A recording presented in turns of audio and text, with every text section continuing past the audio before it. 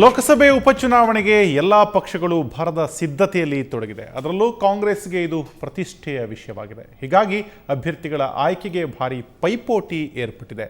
ಇದರ ಮಧ್ಯೆ ಇನ್ನೆರಡು ದಿನದಲ್ಲಿ ಅಭ್ಯರ್ಥಿಗಳನ್ನು ಪ್ರಕಟಿಸೋದಾಗಿ ಹೇಳಿರುವುದು ಕುತೂಹಲವನ್ನು ಕೆರಳಿಸುವಂತೆ ಮಾಡಿದೆ.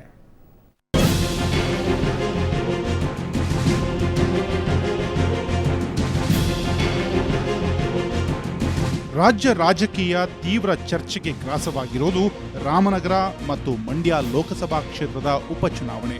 ಎಲ್ಲ ಪಕ್ಷಗಳು ಇದನ್ನ ಪ್ರತಿಷ್ಠೆಯಾಗಿ ಸ್ವೀಕರಿಸಿದ್ದಾರೆ. ಹೀಗಾಗಿ ಸಮರ್ಥ ಅಭ್ಯರ್ಥಿಗಳನ್ನ ಕಣಕ್ಕಿಳಿಸಲು ನಾನಾ ಸರ್ಕಸ್ಗಳನ್ನ ಮಾಡ್ತಿದ್ದಾರೆ.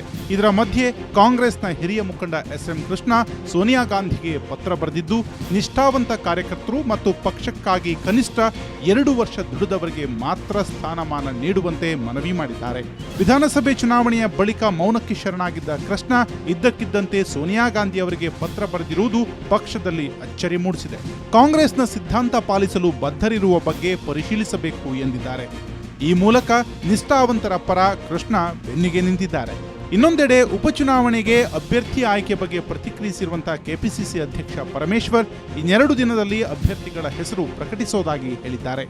ಹಿರಿಯ ಮುಖಂಡರ ಸಭೆ ಮಾಡಿ ಮತ್ತು ಆ ಕ್ಷೇತ್ರಗಳಿಗೆ ವೀಕ್ಷಕರನ್ನು ಕೂಡ ಕಳಿಸ್ಕೊಂಡು ಎಲ್ಲ ಪ್ರಕ್ರಿಯೆ ಪ್ರಾರಂಭ ಮಾಡಿದ್ದೀವಿ. ಬಹುಶಃ ಇನ್ನು 2-3 ದಿವಸದಲ್ಲಿ 3ನೇ ತಾರೀಕು ಕೊನೆ ದಿವಸ ಇದೆ. ಇನ್ನು 2-3 ದಿವಸದಲ್ಲಿ ನಾವು ಅಂತಿಮಗೊಳಿಸ್ತೇವೆ. ಯಾಕೆಂತ ಹೇಳಿದ್ರೆ ಆದಷ್ಟು ಬೇಗ ಅಭ್ಯರ್ಥಿಗಳನ್ನು ಪ್ರಕಟಣೆ ಮಾಡಿದರೆ ಅವ್ರಿಗೂ ಕೂಡ ಅನುಕೂಲ ಆಗುತ್ತೆ. ಮತ್ತೊಂದೆಡೆ ಮಂಡ್ಯ ಲೋಕಸಭಾ ಕ್ಷೇತ್ರದ ಟಿಕೆಟ್ ಆಕಾಂಕ್ಷಿ ಎಲ್.ಆರ್. ಶಿವರಾಮೇಗೌಡ ನನಗೆ ಟಿಕೆಟ್ ಸಿಗೋದು ಖಚಿತ ಅಂತ ಭರವಸೆ ವ್ಯಕ್ತಪಡಿಸಿದ್ದಾರೆ. ಈಗಾಗಲೇ ಕೆಪಿಸಿಸಿ ಮೀಟಿಂಗ್ ಮೊನ್ನೆ ಮಾಡಿ ಸನ್ಮಾನ್ಯ ಎಸ್.ಎಂ. ಕೃಷ್ಣರವರು, ಅಂಬರೀಷ್ ರವರು, ಸನ್ಮಾನ್ಯ ಪರಮೇಶ್ವರನವರು, ಸಿದ್ದರಾಮಯ್ಯನವರು, ಡಿ.ಕೆ. ಶಿವಕುಮಾರ್ ಅವರು ಈ ಭಾಗಕ್ಕೆ ಸಂಬಂಧಪಟ್ಟಿರ್ತಕ್ಕಂಥ ಮುಖಂಡರುಗಳ ಜೊತೆ ಚರ್ಚೆ ಮಾಡಿ ನನ್ನನ್ನು ಅಭ್ಯರ್ಥಿ ಮಾಡಬೇಕು ಅಂತೇಳಿ ನಾವು ವಿನಂತಿ ಮಾಡ್ತಾ ಇದ್ದೇವೆ. ಅವರು ಅಭ್ಯರ್ಥಿ ಮಾಡ್ತಾರೆ. ನನಗೆ ಆ ಒಂದು ಗ್ಯಾರಂಟಿ ಇದೆ. ನನ್ನನ್ನೇ ಅಭ್ಯರ್ಥಿಯಾಗಿ ಸ್ಪರ್ಧೆಗೆ ಇಳಿಸ್ತಾರೆ ಅಂತಕ್ಕಂಥ ಗ್ಯಾರಂಟಿ ಇದೆ. ಒಟ್ಟಿನಲ್ಲಿ ಲೋಕಸಭೆ ಉಪಚುನಾವಣೆಗೆ ಎಲ್ಲಾ ಪಕ್ಷಗಳು ಭಾರಿ ಸರ್ಕಸ್ ನಡೀತಿದೆ. ಅದರಲ್ಲೂ ಕಾಂಗ್ರೆಸ್ನಲ್ಲಿ ಅಭ್ಯರ್ಥಿಗಳ ಆಯ್ಕೆಯ ಕಸರತ್ತು ಜೋರಾಗೇ ಇದೆ. ಹೀಗಾಗಿ ಯಾರಿಗೆ ಟಿಕೆಟ್ ಸಿಗುತ್ತೆ ಅನ್ನೋದೀಗ ಕುತೂಹಲ ಕೆರಳುವಂತೆ ಮಾಡಿದೆ. ಬ್ಯೂರೋ ರಿಪೋರ್ಟ್, ಸುವರ್ಣ ನ್ಯೂಸ್.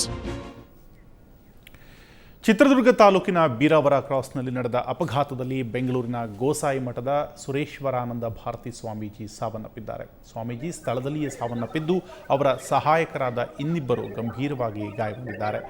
ತರಳಬಾಳು ಶ್ರೀಗಳು, ಶಿವಮೂರ್ತಿ ಮುರುಘರಾಜೇಂದ್ರ ಮಠದ ಶ್ರೀಗಳು ಸೇರಿದಂತೆ ಹಲವು ಸ್ವಾಮೀಜಿಗಳು ಹಾಗೂ ಸಮಾಜ ಕಲ್ಯಾಣ ಸಚಿವ ಆಂಜನೇಯ ಸುರೇಶ್ವರಾನಂದ ಶ್ರೀಗಳ ಅಂತಿಮ ದರ್ಶನವನ್ನು ಪಡೆದರು. ಚಿತ್ರದುರ್ಗದ ಕಬೀರಾನಂದ ಆಶ್ರಮದ ಶಿವಲಿಂಗ ಸ್ವಾಮೀಜಿ ಭಾವುಕರಾಗಿ ಕಣ್ಣೀರಿಟ್ಟರು. ಶ್ರೀಗಳ ಅಂತ್ಯಕ್ರಿಯೆ ನಾಳೆ ನೆರವೇರಲಿದೆ.